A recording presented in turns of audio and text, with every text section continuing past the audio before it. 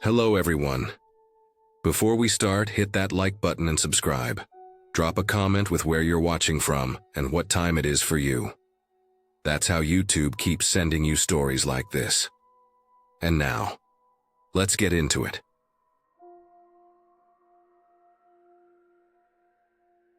The rent increase notice showed up on a dull Monday morning in 2022, tucked between grocery store flyers and the usual stack of bills that already felt like a weight pressing on my chest. I stood in the kitchen holding the letter while the kettle whistled behind me, the steam fogging the window above the sink. Nathan had just started his junior year at that private school in La Jolla, the one thing that had stayed steady for him after the divorce and everything that came with it. I was 28, exhausted most days, piecing together a life that always seemed a step away from coming apart. The dental office barely covered rent and groceries, and the debts from the marriage kept dragging at me like an anchor I couldn't shake. My ex-husband was long gone, living somewhere in Arizona with a new girlfriend, unreachable and uninterested in the responsibilities he'd left behind. I stood there running my thumb over the edge of the letter, knowing what it meant. I could pull Nathan out of the school he loved, or I could find a new income source. Neither option felt possible. I spent nights researching jobs I could do from home, scrolling through forums and listings on my old laptop while Nathan slept in the next room. Nothing paid enough. Nothing matched the chunks of time I had available. It wasn't until a woman from my yoga class mentioned she was making side money online that I even considered the idea. She didn't go into details, just said it was content creation and the numbers were higher than I expected. I spent 3 days reading everything I could about privacy settings, VPNs, and how to set up accounts that wouldn't connect back to my real identity. I bought a separate laptop off a used tech site, paid in cash, and spent hours learning how people protected themselves online. The content I made was mild compared to what others posted. Lingerie photos, short videos in dim lighting, always careful not to show my face clearly, always changing backgrounds so nothing looked like my real bedroom. I filmed late at night with my door locked, headphones over my ears so I could still hear if Nathan needed anything. It felt strange at first. The weight of the camera pointed at me, but the money came fast. After 2 months, I could pay his tuition without skipping meals or borrowing money I didn't have. I even started a small savings account for his future, something I'd never been able to do before. But the longer I kept it up, the more that quiet guilt crept in, especially during school meetings or sitting in the stands at his soccer games. I told myself it was temporary, just until something better came along. Things stayed calm until I noticed small changes in my downstairs neighbor Carl. He had always been a quiet man, soft-spoken in the hallways, a person I barely noticed except for the occasional polite nod when we checked mail at the same time. But suddenly, he was everywhere. Every morning when I left for work, he happened to be outside his door watering the same plant he'd ignored for years. When I returned with groceries, he appeared instantly, offering to carry bags upstairs even when I insisted I was fine. At the time, I told myself he was just being kind or maybe lonely, but there was something in the way he watched me that sat uncomfortably in my stomach. The comments started gradually, small things at first. He mentioned how tired I looked, saying it must be from staying up too late again. He made a remark about the new curtains I supposedly bought for my bedroom, saying the lighting from my window looked different these days. I had never changed those curtains. His eyes lingered too long when we crossed paths in the stairwell. He always seemed to be one step ahead of wherever I went. I saw him at the grocery store on a Thursday night when I usually went alone. He showed up at my gym after 3 years of never seeing him there. He took the treadmill next to mine and pretended it was coincidence. But the timing didn't make sense. It reached a breaking point one Saturday afternoon when Nathan was at soccer practice.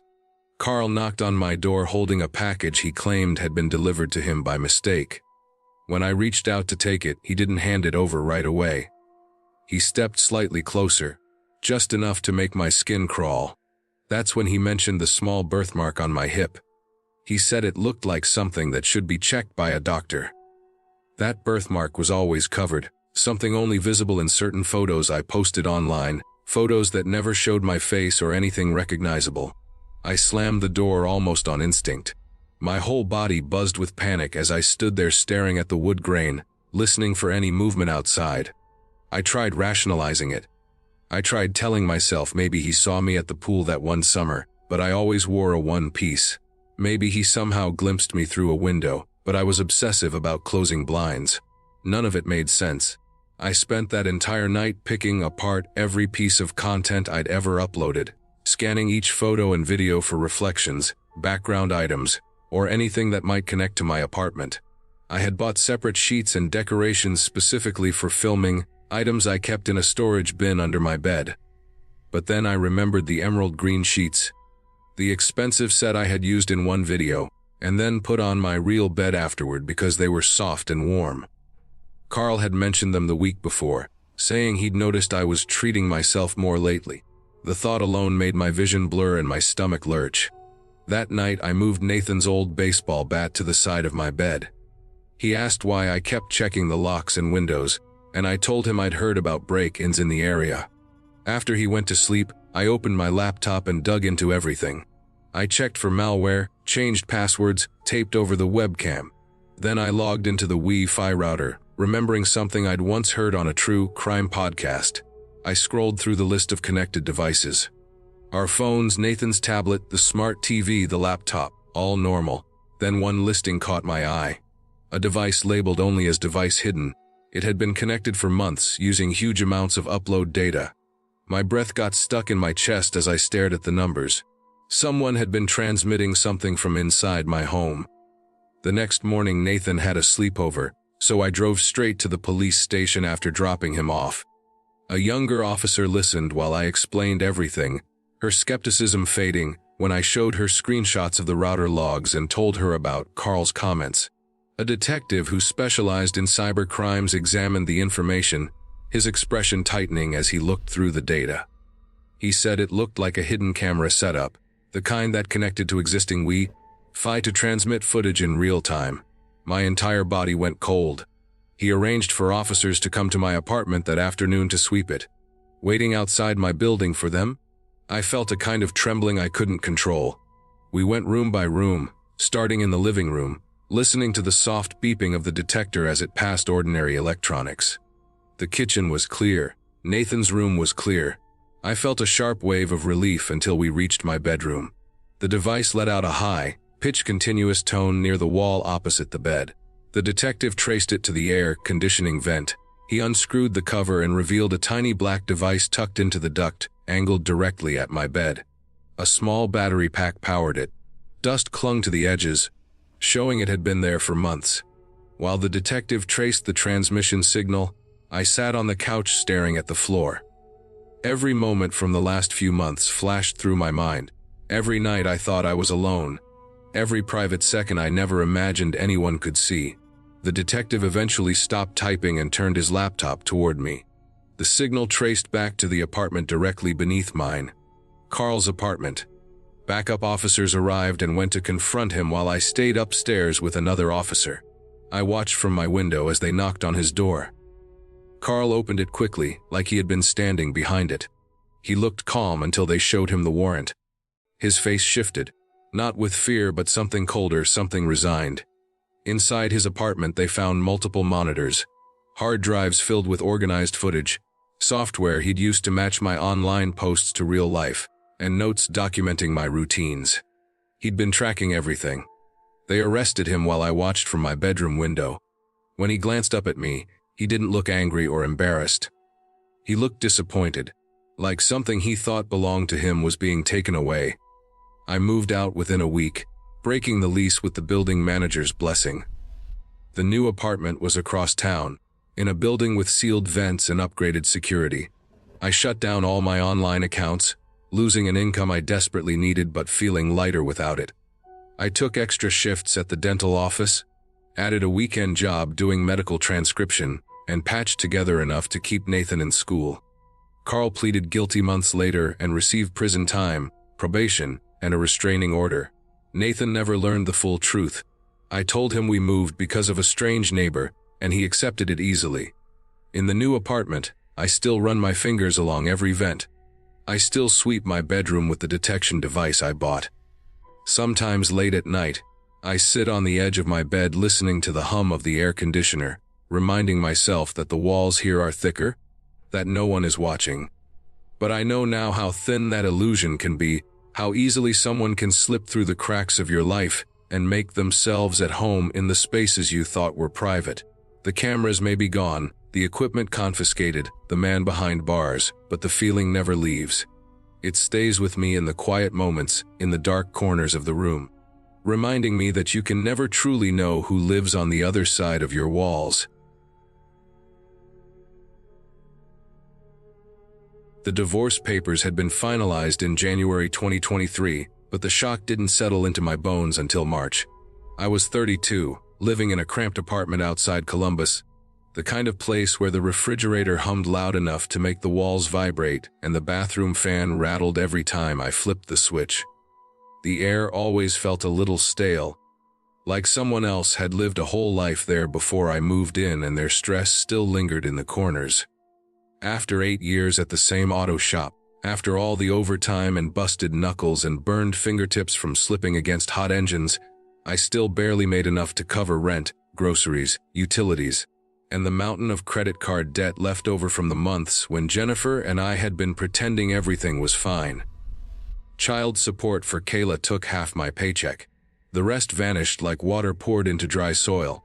Every week ended the same way, with me staring at an empty checking account, knowing I'd need to swipe the credit cards again just to buy food.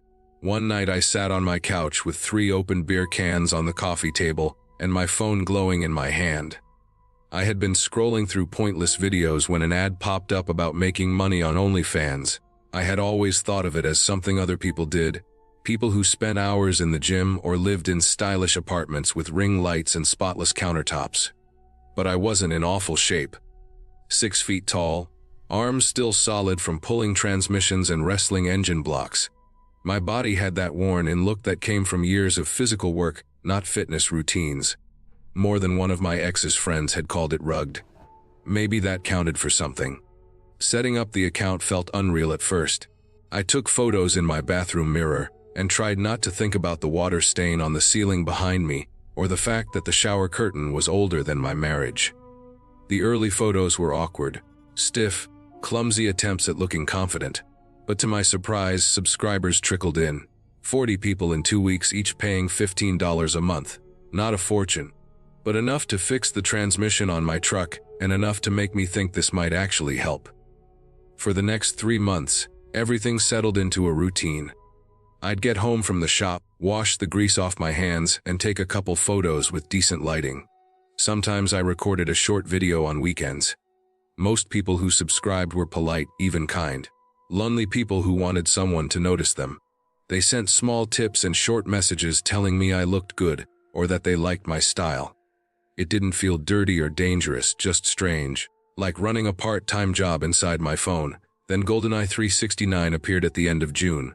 No profile photo, nothing in the bio, just a plain username. But they tipped $200 the moment they joined without asking for anything in return. Over the next week, the tips kept coming. 100 here, 50 there. The messages were always vague compliments, nothing specific or personal. The money felt like found treasure. In 2 weeks, they sent almost $800. Enough for me to catch up on utilities and plan a trip to Cedar Point for Kayla's upcoming 15th birthday. When they finally made a request, it came late on a humid Friday night in early July. A private video call for $500, 15 minutes, nothing complicated. They asked to use a platform called Secure Stream instead of the built-in video system, claiming they didn't trust the privacy settings on OnlyFans. The site looked clean, professional, with a login page that felt almost corporate. I entered my email, tested my camera and microphone, and everything seemed normal enough. I didn't think about it too deeply. I needed the money, and the deadline for rent was looming like a shadow I couldn't outrun. At 11 that night, I clicked the call link. My camera turned on. Their screen stayed black. They typed a message saying their camera was broken, but they could see me. The room around me felt warmer than usual. Maybe because the summer heat had been building all day. Maybe because my nerves were chewing at my stomach. For 15 minutes, I followed their instructions. I took off my shirt. I flexed a little. I told some generic story they asked for. I stood up, turned around, let them look at different angles. None of it felt invasive at the time. It just felt like work, the same kind of work I had been doing for months. When the timer hit 15 minutes, the call ended automatically. I stared at my reflection in the camera preview, feeling a little silly, but also relieved and $500 richer. I went to bed without a second thought. The next morning everything changed. I woke at 10 to my phone vibrating nonstop. 17 new emails from an address I didn't recognize. The subject line was the same on every single one, my name and the words "Open this now." My chest tightened even before I clicked the first message. 3 attachments loaded slowly, each a crystal clear screenshot from the video call. My face sharp and unmistakable. My body angled in ways I wished I had never shown to a stranger. And worst of all, my full name visible in the corner from the secure stream account. The message below the images was short, demanding cold. They wanted $5,000 in Bitcoin by noon on Monday, or they would send everything to Jennifer, to my boss, to Kayla's school, to every single person on my Facebook friends list. At the bottom was a final line claiming they had recorded everything, including moments that made my stomach twist and my breath shorten just remembering them. The rest of Saturday blurred into a fog of panic. I checked my bank account again and again, even though I knew exactly how little was in it. I called my friend Craig, trying to ask vague questions about tracing emails and cryptocurrency. His answer made it clear the person who sent the threats knew exactly how to hide themselves. Each attachment was sharp enough to ruin my life in under a minute. I imagined those images spreading through the auto shop, through Kayla's school, through the neighborhood, through my ex's friend group. I imagined Kayla seeing them on someone's phone. Saturday and Sunday disappeared in a haze of humiliation and desperation. I sold everything I could. My PlayStation for a fraction of its worth.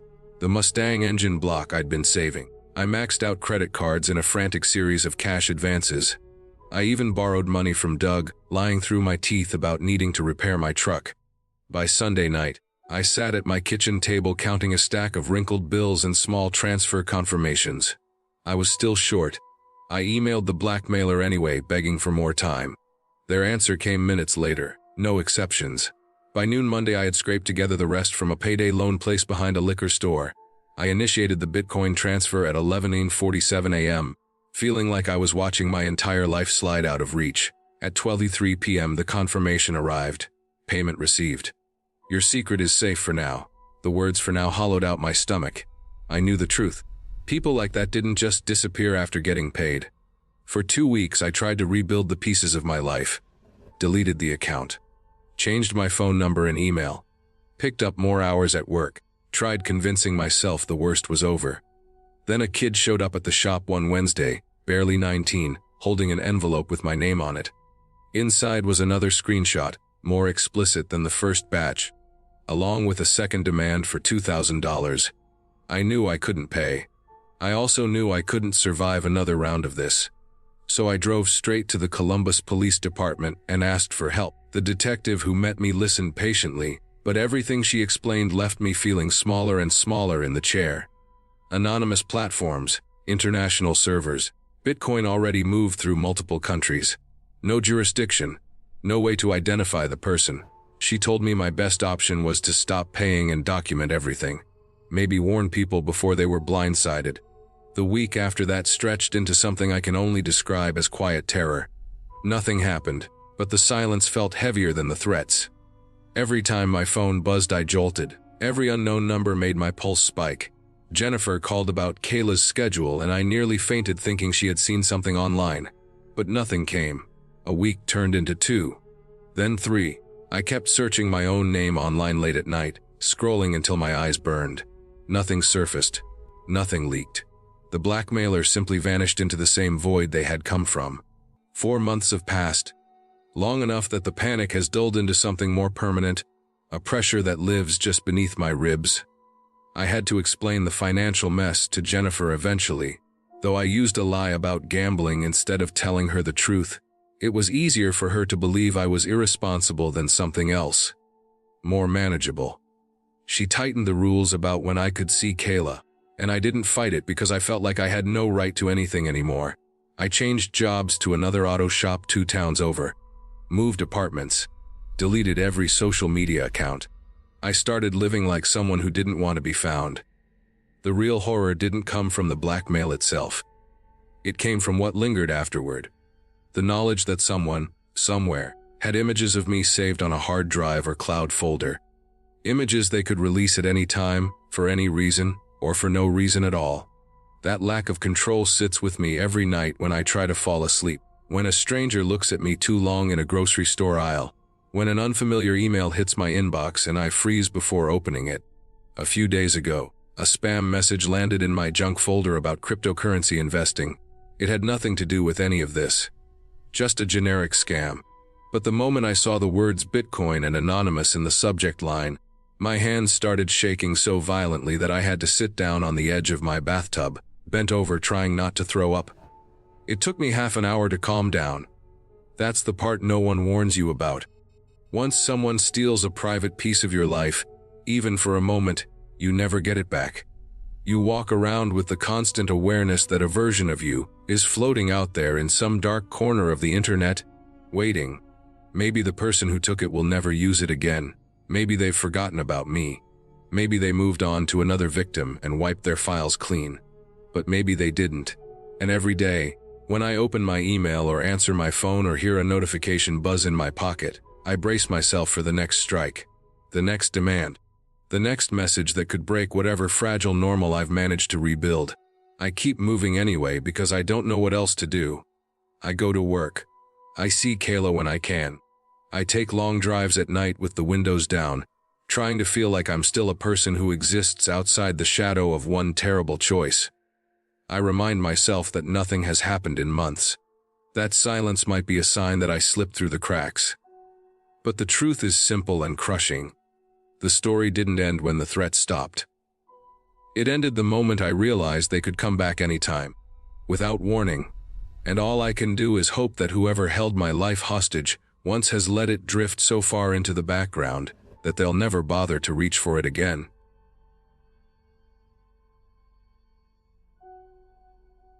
In the autumn of 2023, everything I thought I understood about the internet, relationships, and trust started to shift in ways I couldn't recognize at first. My senior year of engineering at a state university in Michigan should have been about long nights in the lab, job applications, and figuring out what life would look like once I crossed the stage in the spring. I had a small off-campus apartment, cheap furniture bought secondhand off Facebook Marketplace, and a routine that felt predictable enough to be comforting. Brooke had always been part of that routine. We met sophomore year and eventually lived together in that cramped apartment until her nursing program schedule made a longer commute impossible. She moved into her own place closer to the hospital. We still spent most weekends together, still met up in the campus coffee shop whenever our schedules matched, and still talked about the kind of future that felt close enough to touch. When she told me in September that she planned to start an OnlyFans account to help with her student loans, I tried to process it the way she framed it. She made it sound manageable. Simple content that wouldn't push boundaries. She had always been practical about money, and the debt hanging over her had been a constant source of stress for months. I didn't want to be the reason she stayed financially stuck, so I told myself it was fine. She seemed lighter the first few weeks after starting. She bought small things she'd been putting off for ages, like better lighting equipment, and even surprised me with takeout after months of cheap pasta and instant soup. Whenever her phone buzzed with subscriber notifications, she would get this mix of excitement and relief that felt contagious. I wanted to believe everything was going smoothly. By early November, the changes were subtle enough that I brushed them aside at first. Shorter replies, longer gaps between messages, missed study sessions that used to be the highlight of long days. When we did meet up, she kept checking her phone, her face tightening in ways I hadn't seen before. Her clothing changed too, long sleeves pulled over her hands even in overheated buildings. She started moving like someone who was always bracing for something, shoulders slightly raised, eyes darting to whatever sound happened around us. I asked if the online work was stressing her, but she just brushed it off, insisting she was fine. The way she forced the explanation made something twist in my stomach, but I didn't know what to do with that feeling. The breaking point came in mid-November. She didn't respond to my messages for 2 full days. She had never disappeared like that, not even during her toughest exam stretches. I went to her apartment more than once, each time hoping she'd open the door with an apology about being tired or overwhelmed. Instead, her roommate said she hadn't seen Brooke in days, only heard her door once or twice at odd hours. I tried to convince myself maybe she was visiting her family or studying with classmates, but the pit in my stomach grew heavier by the hour. That Friday, I skipped my thermodynamics lecture and drove straight to her building. The front security door didn't latch properly unless someone slammed it, so I got inside easily and climbed to the 3rd floor. I paused outside her apartment when I heard faint noise inside. It sounded like a video, maybe music layered under a soft voice. I knocked for minutes. My voice echoed in the hallway as I called her name, trying not to imagine anything too extreme. When the handle turned under my hand and the door swung open, the apartment was dark and still. No sign of her, but her laptop sat open on the kitchen counter, the screen casting a harsh blue light across the empty room. What I saw froze me on the spot. Her OnlyFans streaming dashboard was open, still logged in, showing an active live stream with hundreds of viewers. On the screen, Brooke sat in a room I didn't recognize. Bare white walls. A mattress on the floor. Fluorescent lighting that washed all color out of her skin. She was talking into the camera, but her voice didn't sound like hers. It was too bright, too controlled, almost recited. Her eyes kept shifting toward something off-screen, and every few seconds she paused as if waiting for someone to cue her. The chat was filling with comments, tips, requests, but she wasn't reacting. I had watched some of her early streams to be supportive, and she had always been relaxed, playful, present. This version of her felt like watching a stranger wearing her face. I grabbed the laptop and sat on the floor, trying to swallow the rising panic. As the stream continued, I noticed small things that made everything worse. Faint red marks around her wrists when she lifted her arms. Tightness in her jaw that made her smile look painful. Rapid blinking patterns that looked too intentional to be random. I used my phone to record everything while digging through the dashboard settings, searching for any clue about where the stream originated. The IP address kept shifting, bouncing across Michigan cities every few minutes. Her recent uploads showed daily content filmed in that same stark room, each one more mechanical than the last. A withdrawal account had been changed to a crypto wallet 3 days earlier. The numbers on the tips were far higher than anything she'd mentioned. None of it made sense. I called 911 with my voice shaking so badly I could barely explain what I'd seen. They redirected me and transferred me until someone finally took the report without any urgency. They said she couldn't officially be considered missing yet, and the fact that she was still posting content suggested everything was voluntary. I drove to the police station with the laptop, hoping someone would take it seriously. The desk sergeant barely glanced at the screen before dismissing it as a relationship dispute or a misunderstanding about adult content work. Even when I pointed out the marks on her wrists and the strange movements, I was told people did all kinds of things online for higher earnings. They took my name and sent me away. For the next 3 weeks, finding her became my entire life. I abandoned everything else, my assignments, my job applications, even basic sleep. I contacted everyone who knew her. Her parents hadn't heard from her but didn't seem alarmed, saying she often got caught up in school. I stayed up all night analyzing recorded streams, mapping timestamps, isolating background sounds. Sometimes I heard footsteps or a door closing. Once, the muffled rumble of a train. I built folders full of screenshots, audio files, transcriptions of her movements, anything that looked like a pattern. I reached out to private investigators and spent money I didn't have. One traced the crypto withdrawal path but hit a wall within days. In early December, the streams abruptly stopped. Her profile went silent. The absence of new content terrified me more than the videos themselves. I kept checking the site every hour, unable to shake the fear that something irreversible had happened. I searched hospital records my friend had access to, missing persons lists, even Jane Doe entries. Each time I scrolled through those descriptions, something in me cracked a little more. Her apartment was soon cleared out. I went through her belongings before the landlord threw them into a dumpster. Textbooks, clothes, cosmetics. A half-finished knitting project she'd been working on for her mother. Nothing unusual. Her roommate later mentioned mysterious packages Brooke had received in the weeks before she disappeared. Boxes she carried straight to her room with the labels torn off before they reached the recycling. It added another layer to the uncertainty, another unanswered question. Months passed with no progress, until late February 2024 when her OnlyFans account suddenly posted again. The notification hit my phone at 3 in the morning. The new video showed her thinner, her face sharper around the edges, her hair dyed black and cut short. She wore a necklace I had given her, something I had seen in her jewelry box when I went through her room. She moved strangely, like each motion had been rehearsed. Her shoulders had faint scars that hadn't existed before. The room was different now, still bleak but featuring a window reflecting city lights. She never spoke. She simply performed while occasionally glancing toward the camera with a hollow expression that felt like a plea without words. At one point she turned, and in the window reflection I saw a tall figure standing perfectly still near a door. I replayed the video over and over, looking for anything I could use. Then I noticed her tapping her fingers against her thigh in a rhythm. I slowed the footage down to half speed, then quarter speed. After hours of comparing patterns, I realized she was signaling numbers. It took until dawn, but the sequence resembled an address. Not exact, but close enough to narrow down a section of Detroit. I drove there that morning, exhausted but wired with fear. The area had old industrial buildings, some converted into lofts, others left abandoned. I walked for hours, comparing window layouts to the angles in the video.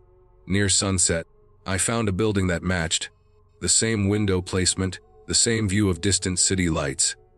I waited outside until someone left, slipped in before the door shut, and climbed to the 4th floor. Music drifted from the corner unit, the same bland electronic beat from her recent videos. I called the police again, giving them only the address and claiming to have heard dangerous noises. They arrived slowly and looked irritated. They knocked and waited. Everything inside went silent. When someone finally opened the door, a man insisted nothing was wrong and that he lived alone. The officers didn't push. They didn't check the unit. They didn't question anything. As they escorted me away, I glanced back and saw a silhouette at the window with a hand pressed against the glass before being pulled into darkness. I refused to stop. I filed reports with national agencies and reached out to journalists. Most didn't respond. The few who did said there wasn't enough evidence. I hired another investigator, someone with experience in trafficking cases. She uncovered a network of shell companies tied to dozens of similar apartments across the Midwest, all used for cam content operations. She told me Brooke was very likely part of something larger, that without official cooperation, the chances of extracting anyone were incredibly small. She advised me to continue documenting, but warned that pushing too hard could make things worse for the victims. The streams appeared occasionally over the next few weeks, each one showing her more drained, more detached, as if whatever inner resistance she had was slipping. The last one came in April. She looked straight at the camera with a clarity I hadn't seen in months. Her expression was empty but aware.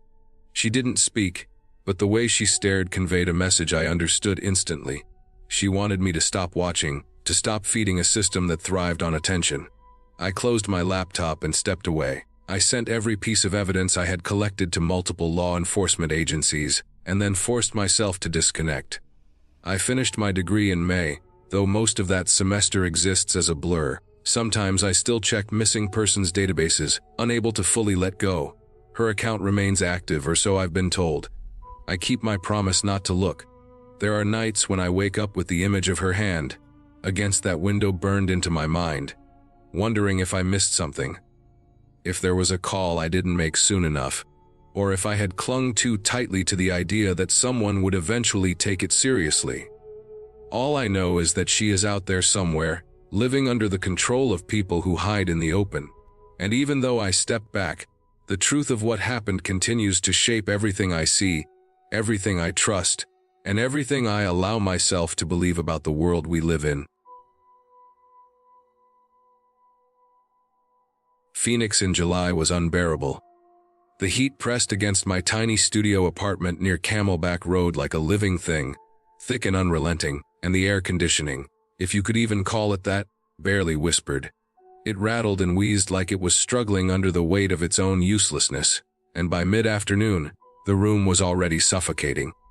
Brandon had been gone for 3 weeks, yet remnants of him still clung to the space in ways that made me feel like I hadn't really left him behind at all. A phone charger appeared behind the nightstand, as if it had sprouted there overnight. His favorite hot sauce sat in the back of the fridge, and one of his socks, limp and damp, had somehow adhered itself to the inside of the dryer. Moving out had been an exercise in urgency and heartbreak. My sister Grace had helped me, stuffing my entire life into her pickup truck in under 2 hours while I stumbled through the process like I was already hollowed out. 4 years together, and leaving felt like ripping off my own skin.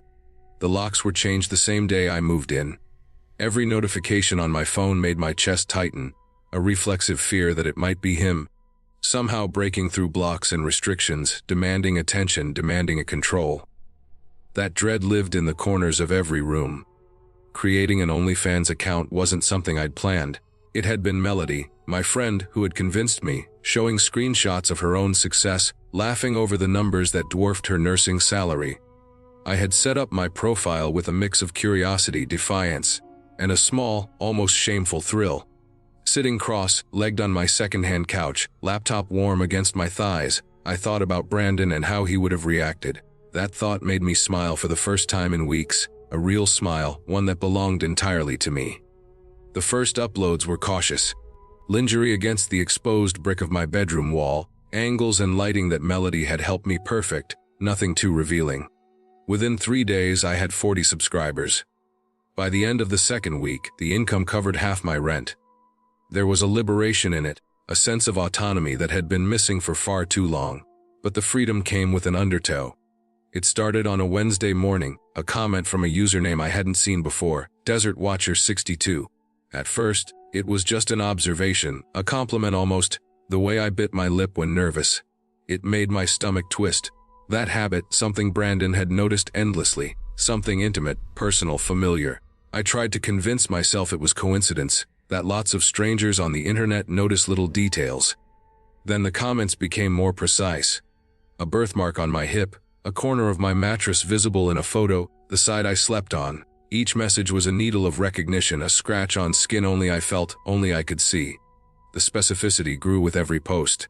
Notes about a red dress I wore in Sedona. Mentions of the exact hour I looked best according to him. Small reminders of fights that lasted until dawn.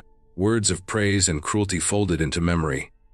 There was nothing threatening in the traditional sense. No explicit threats, no demands, no illegal language. But every line, every remark, carried a weight of possession, a reminder that someone knew me, had known me, and had not let go. It was slow, it was patient, and it burrowed under my skin. It escalated quickly. Emails appeared sent to my father's work account, my mother's Gmail, my sister's office email. Screenshots from my OnlyFans page, mild, tame images, annotated with circles and arrows, pointing out scars, moles, and other intimate details. The most disturbing contained a photo I had never posted, taken in my bathroom mirror, lingerie on, my face fully visible. Whoever had access to that had access to me in ways that felt impossible and frightening.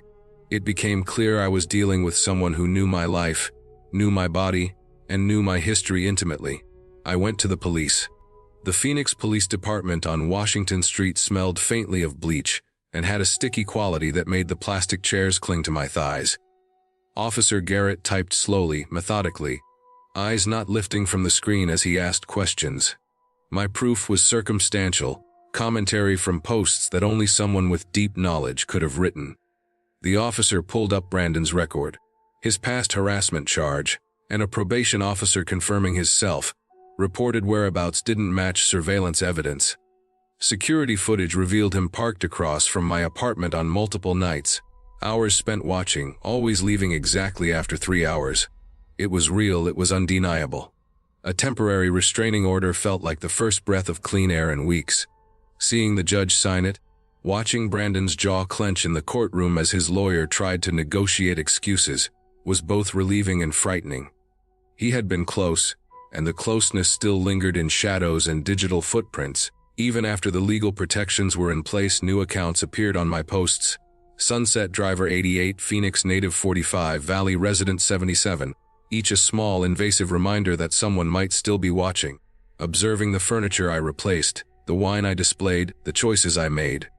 The names changed, the IP addresses varied, but the tone, the obsessive knowledge stayed the same. I moved to a new apartment in Scottsdale, installing multiple locks, security cameras, and even a German shepherd named Bruno. The heat was still unbearable in July, the air conditioning still a struggle, but the paranoia remained. Every new comment, every benign message, is now filtered through a lens of suspicion. The world outside my apartment feels almost too ordinary, almost too safe, and yet there's an invisible hand that reminds me, a subtle pressure, a history that refuses to dissolve. The digital footprints he left behind, the pattern of obsession, lingered, teaching me that autonomy in a connected world comes with its own vulnerabilities. Even now, months later, I check the comments carefully, wary of usernames that might conceal his presence. Every post is a negotiation between freedom and caution. Every small smile I allow myself is tinged with memory. I have protection, the law on my side, and a physical space fortified against intrusion. But some part of me knows that the awareness of being watched, even after the danger is mostly controlled, is an experience that cannot be erased.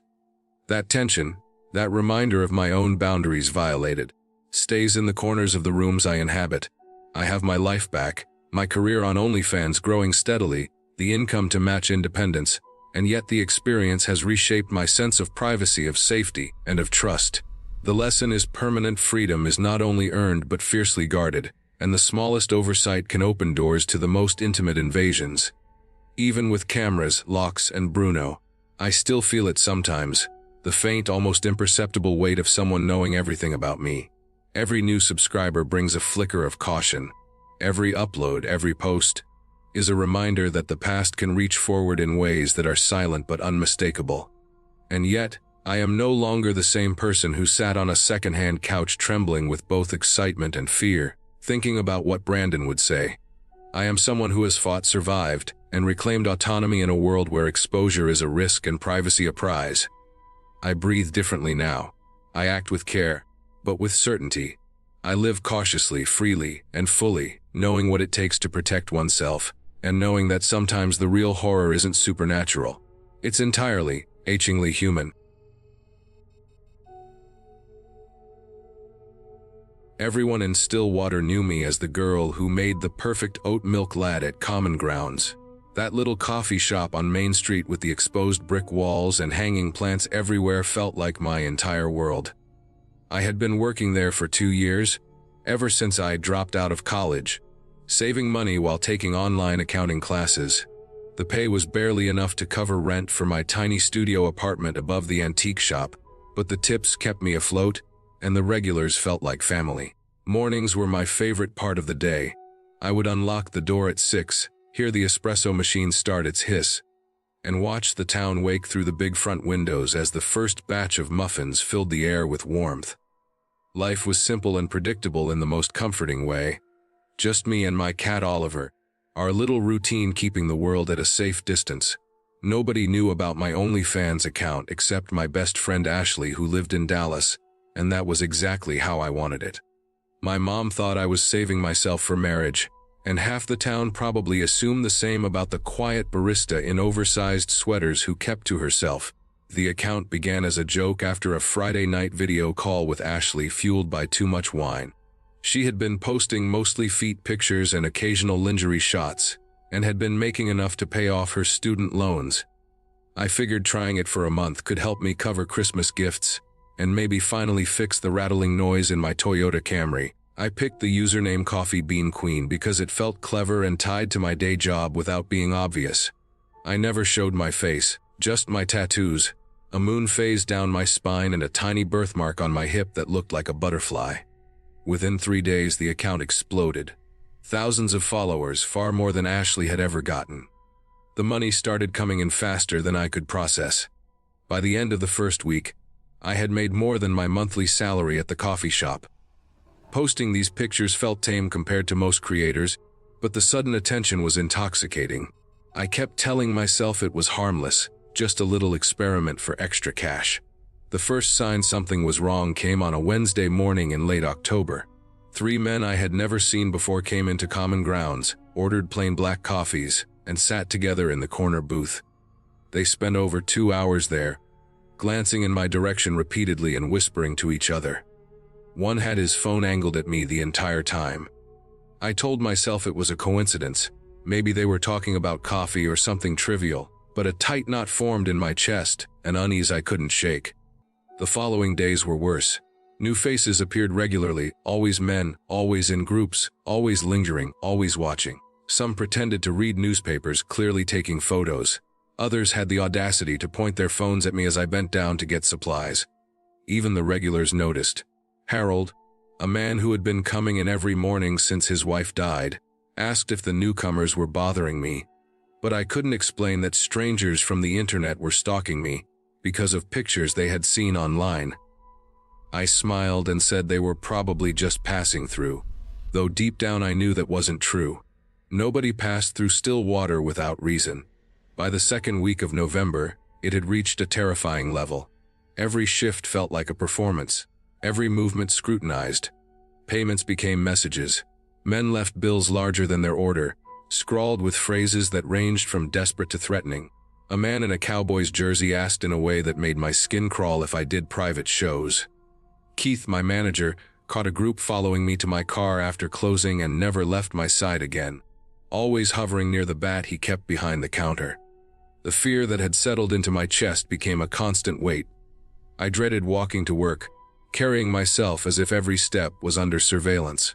The breaking point arrived on a Monday night when I found an envelope under my windshield wiper. Inside were screenshots from my OnlyFans account, the moon phase tattoo clearly visible, along with a note that stated they knew where I lived, accompanied by a photo of my apartment building. My hands went numb, the parking lot spinning around me as the flickering streetlight cast shadows that seemed to mock me. That night, I deleted everything. The account, the associated Instagram, the payment methods all gone. I thought this would end it, that they would move on once I stopped feeding their attention. I was wrong. The harassment intensified. The men at the coffee shop became more aggressive, demanding explanations for why I had deleted my account, as if stalking a person at work were reasonable behavior.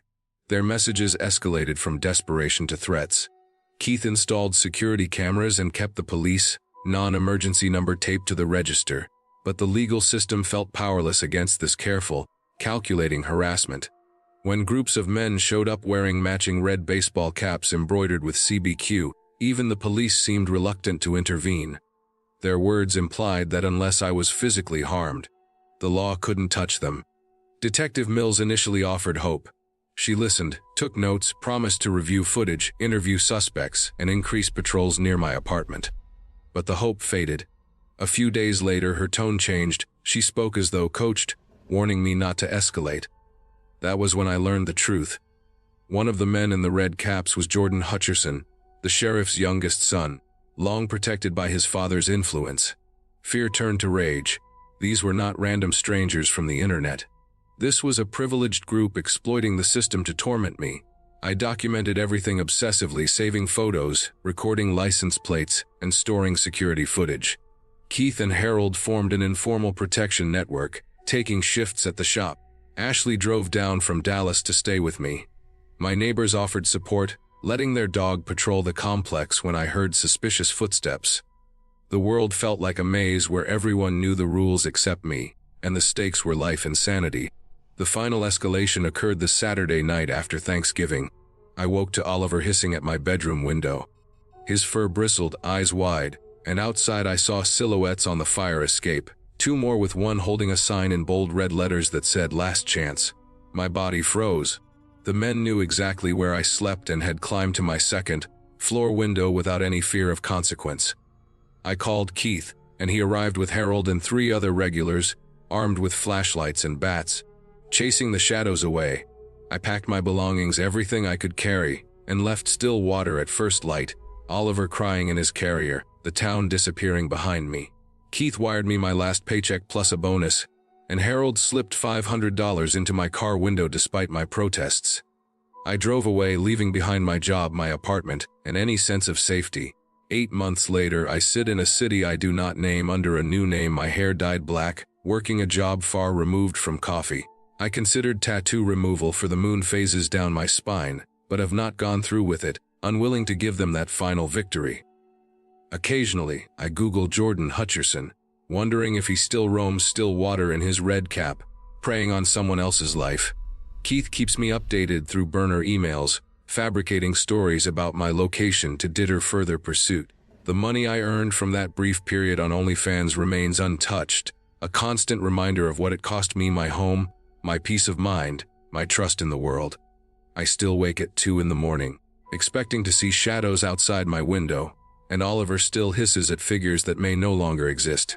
But I am alive, and alive in a way I never thought possible. Having escaped a nightmare built on obsession and privilege, I have rebuilt myself slowly and carefully, and while fear lingers, I have a life again, one that belongs entirely to me. It is the only ending I could hope for, a clear, hard-won survival grounded in reality and entirely my own.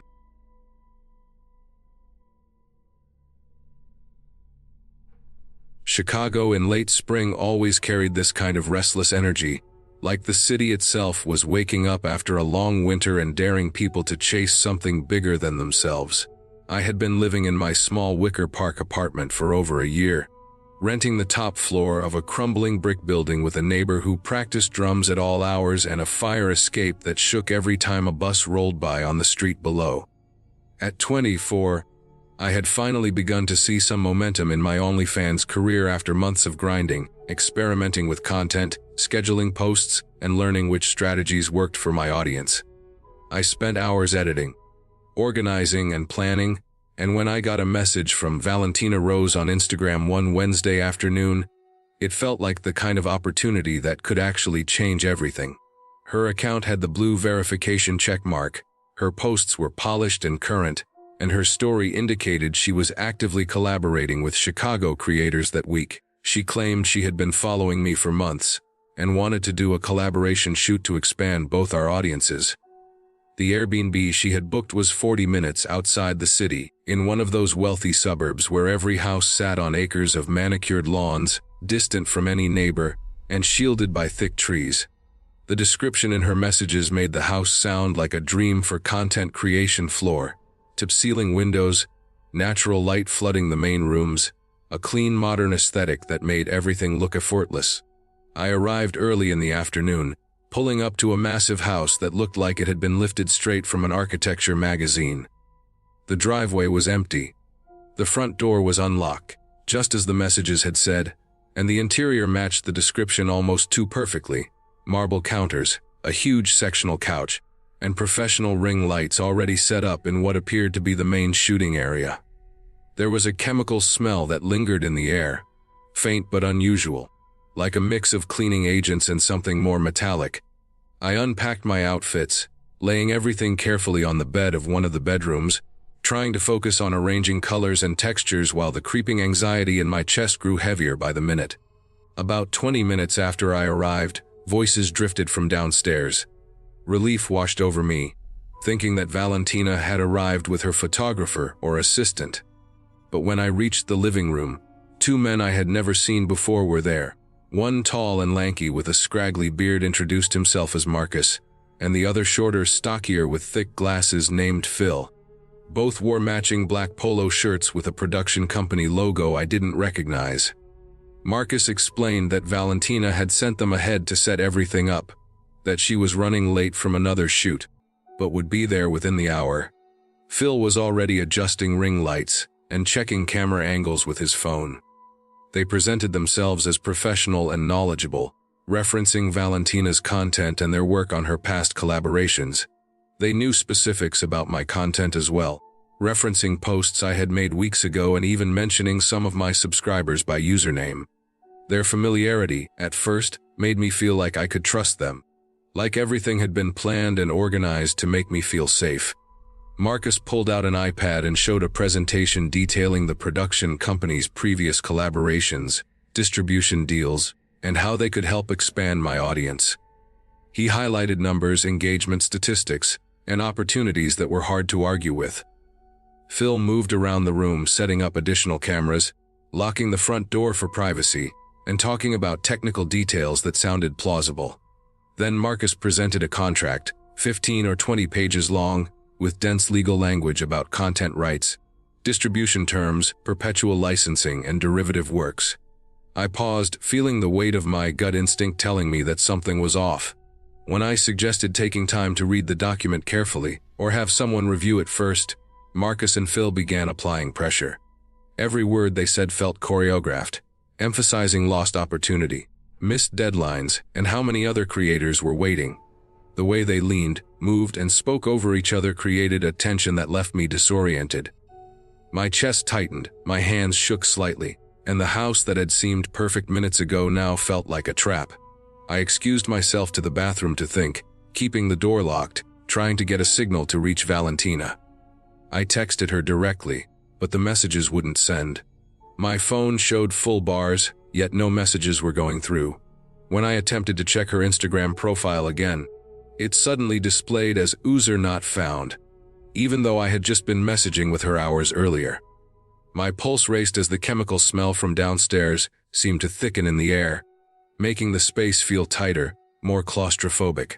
I heard low murmurs from Marcus and Phil outside the door, something about equipment in the van, and my instincts screamed at me to leave immediately.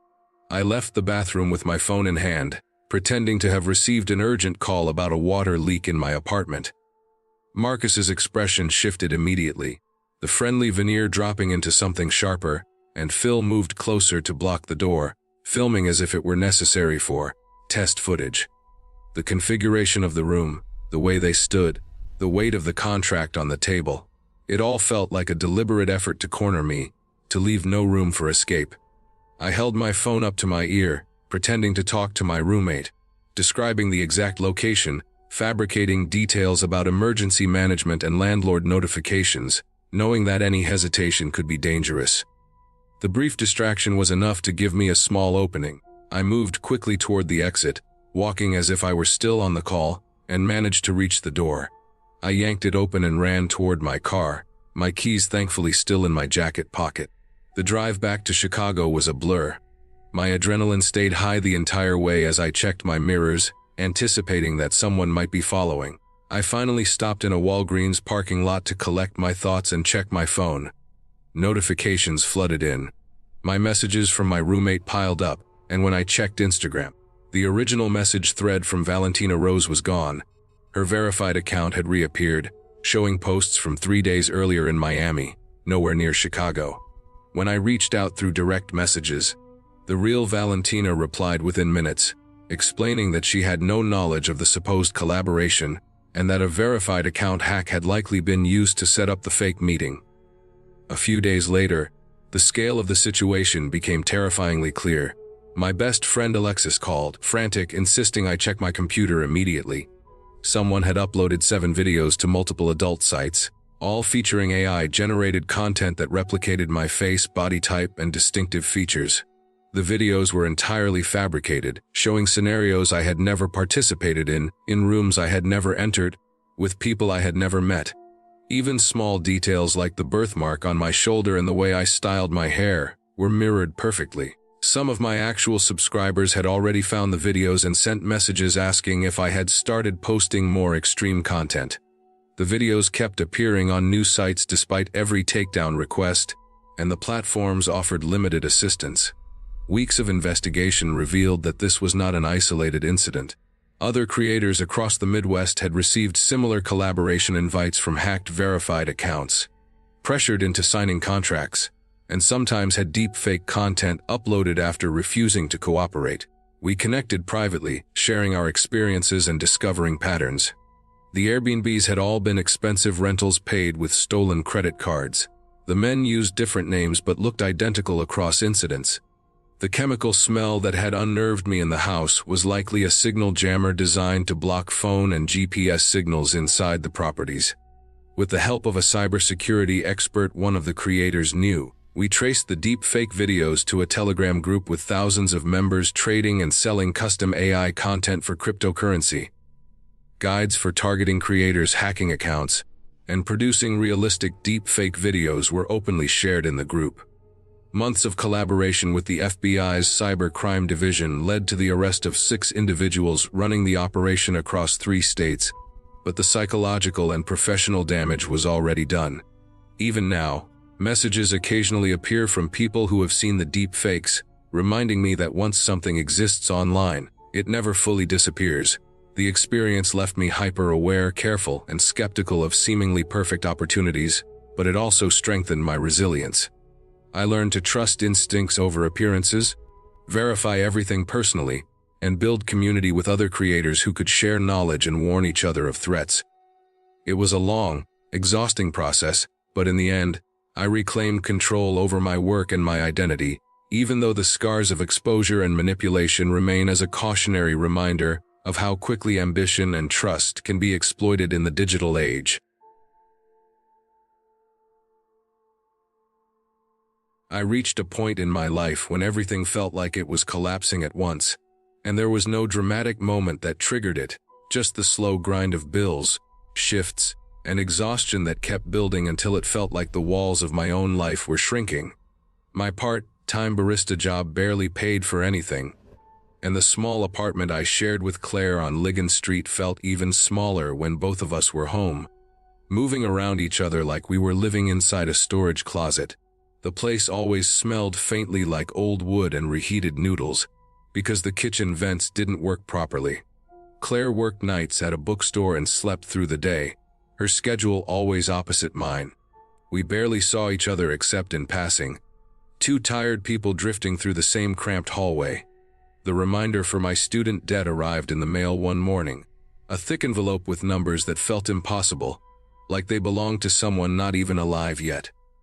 I sat on the couch staring at it while the light crept across the carpet, and something inside me just sagged. I realized I needed another source of income, something immediate, something that didn't require commuting or a new skill or anything complicated. The idea that came to me felt ridiculous, selling feet photos online. I remembered laughing at the concept months earlier, thinking nobody would pay for something so absurd. But after I thought about it for a while, it started to feel like an option that wasn't as wild as it sounded. I created a username, kept everything anonymous, and started with a few photos taken on my phone, nothing special, just simple shots. The anonymity felt like a shield. No face, no name, no real details. I kept the page minimal and avoided any personal information. The first few days were quiet and then the notifications started. A few subscribers here and there, polite usernames, small tips that added up quicker than I expected. It was strange but functional, and the extra income covered groceries and part of the electricity bill. It felt like cheating at real life in a way, an unexpected loophole that I benefited from without thinking too much about. There was one account that stood out because it had a pattern of being steady without being intrusive. The username was Gentle Steps. His messages were simple compliments, never pushing for anything beyond what was already posted. I never gave him more attention than anyone else, but I noticed his username often because it popped up regularly in my notifications. It felt harmless. The flowers arrived on a quiet afternoon in early autumn. I found them propped against the door when I came home from the cafe, a tall bouquet of white lilies wrapped in soft paper. They were my favorite, but I had never mentioned that anywhere. Inside was a small card with only my username written in elegant handwriting. There was no sender name, no clues at all. I placed the bouquet on the counter thinking maybe Claire had done it for fun, but when she came home she had no idea what I was talking about. I left the lilies where they were, bright against the empty kitchen, trying not to think too hard about how someone had found my address. 2 days later another delivery arrived. This time it was a small box. Inside was a keychain shaped like a small foot. The object itself wasn't threatening, but the way it was presented made something cold settle inside my spine. The box had no return address, no note, nothing but my apartment number written with the same neat precision I'd seen on the card. I began to lose the ability to sleep properly. Every sound from the hallway made me tense. The hum of the refrigerator at night felt louder than usual. The shadows in the corners of the room seemed to stay longer than they should.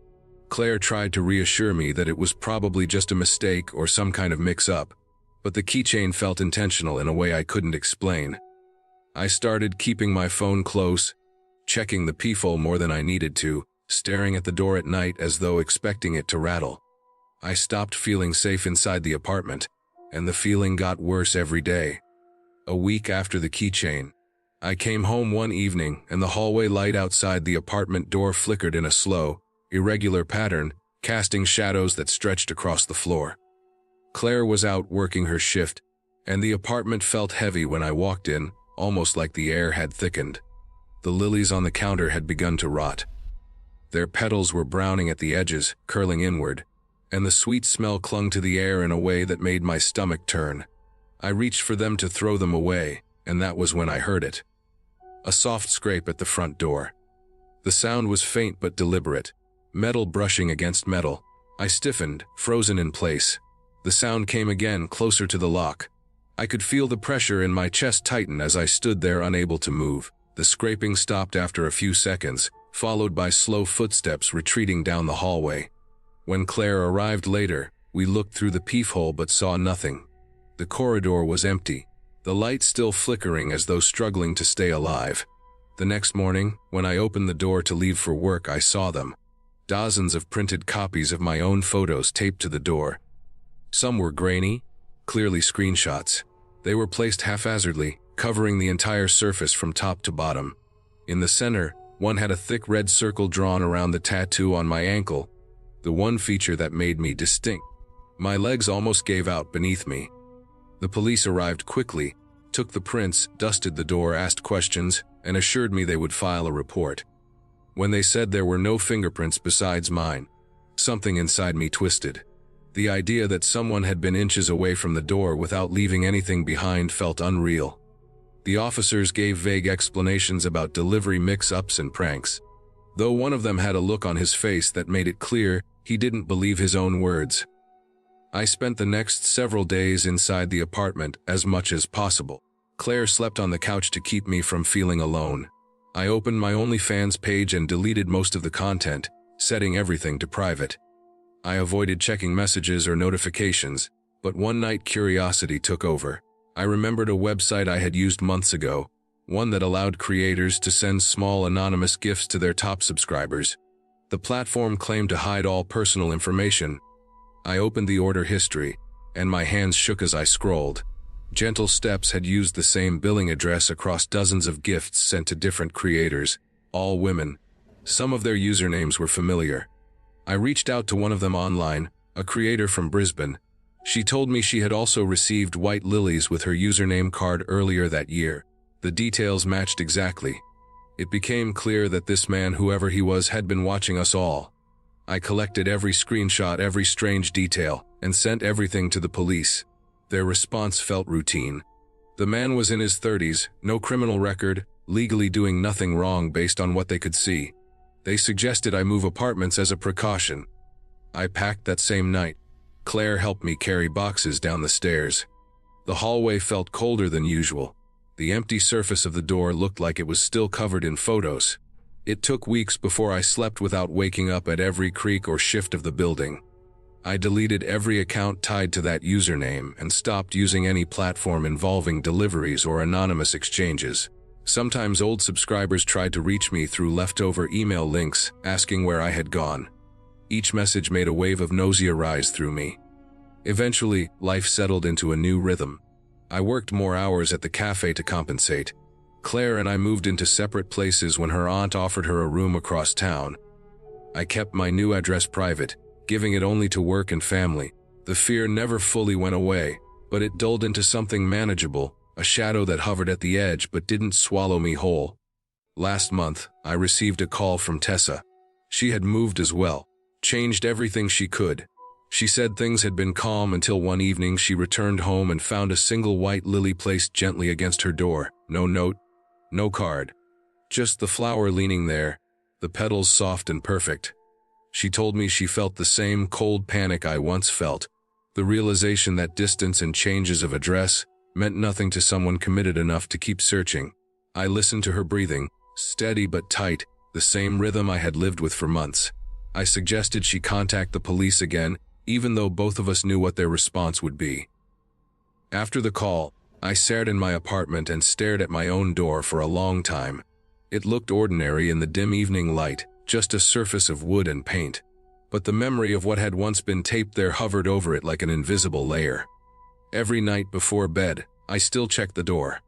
Not because I expect to see another flower, another photo, or another package, but because I am afraid of the day when I stop checking. I never expected my life to revolve around a small ring light, a tripod, and the cheap white desk shoved into the corner of my room. It felt strange how quietly everything had changed, how easily I had slipped into a routine I barely understood. I only told 2 people I had started an OnlyFans page, and even that felt like too many. What I hadn't admitted to anyone was the real reason I started.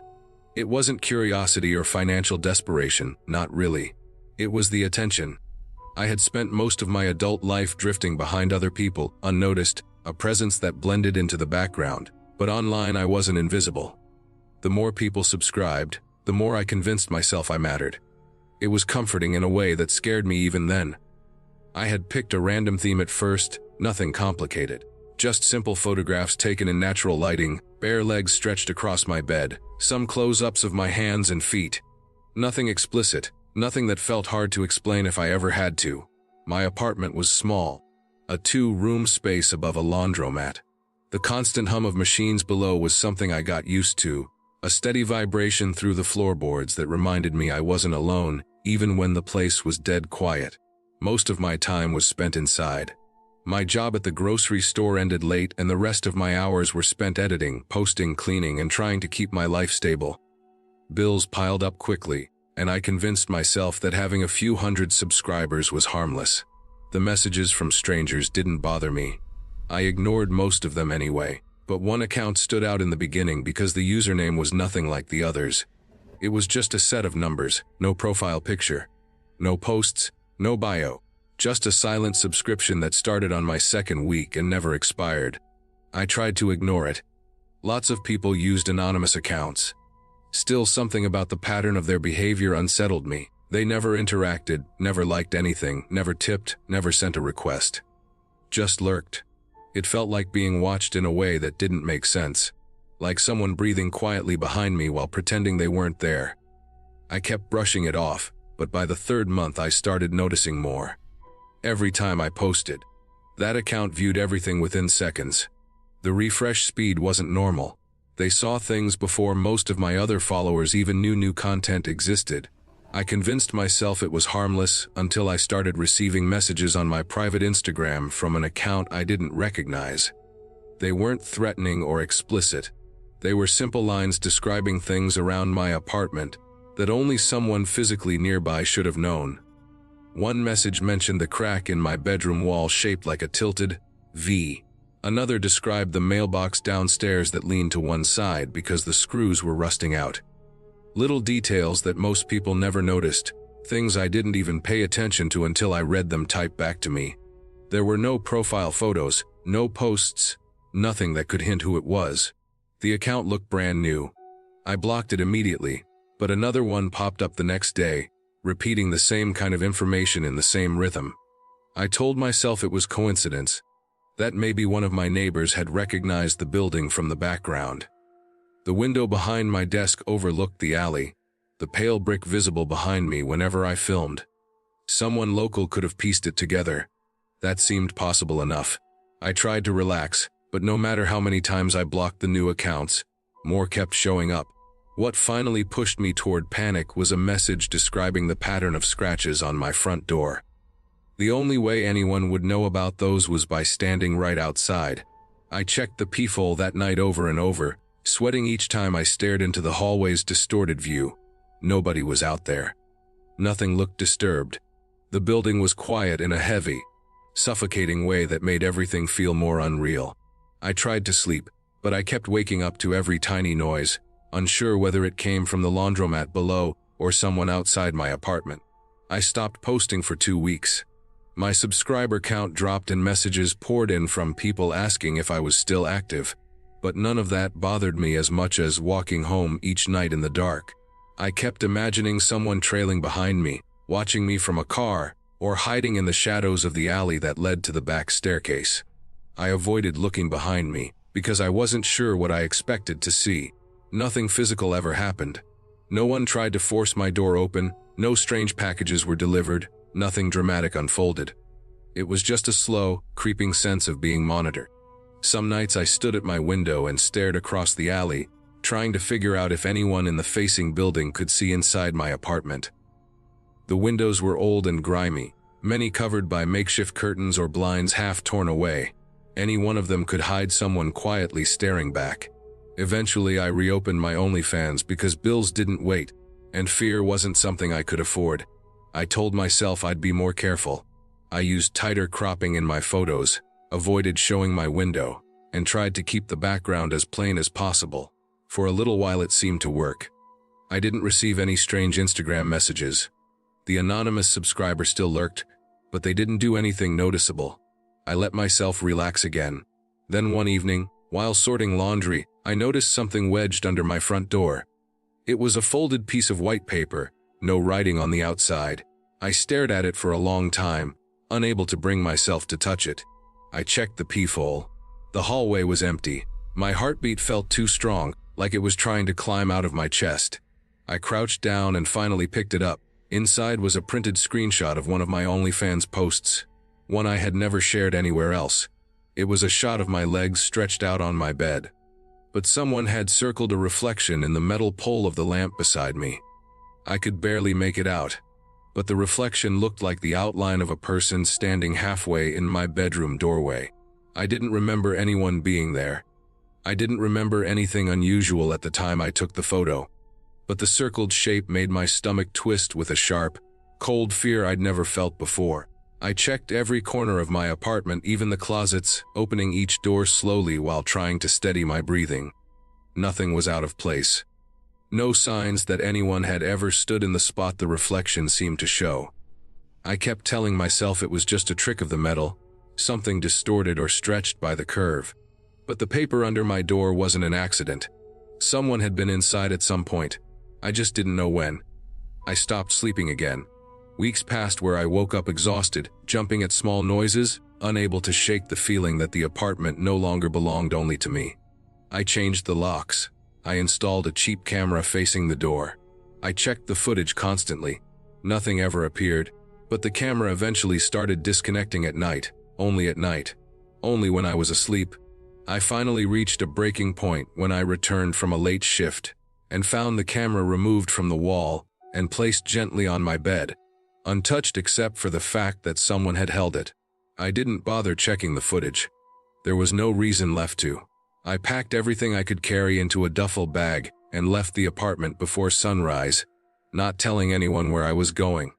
I took a bus across the state to stay with a cousin I barely talked to, someone who lived far enough away to make it feel like distance mattered. I deleted my OnlyFans account the next morning. The anonymous subscriber had viewed my last post only minutes before I took it down, the same as always. I stared at that final notification until the page disappeared completely. It has been months since then. Nothing new has happened. No strange messages, no unexplained appearances, no signs that anyone has followed me. It's easy to pretend the fear was just stress and bad timing, that maybe someone in my old building had too much time on their hands. But sometimes at night, when the house is quiet and I'm trying to fall asleep, I remember the reflection on the lamp and the fact that someone circled it for me. They wanted me to see it. They wanted me to know. I have replaced nearly everything from my old life, but I still own the lamp. It sits in the corner of my cousin's guest room, unplugged and unused. I can't bring myself to throw it away even though I should. Some nights I catch myself staring at its metal surface, looking for shapes that shouldn't exist, half expecting to see a figure standing behind me, waiting for me to notice.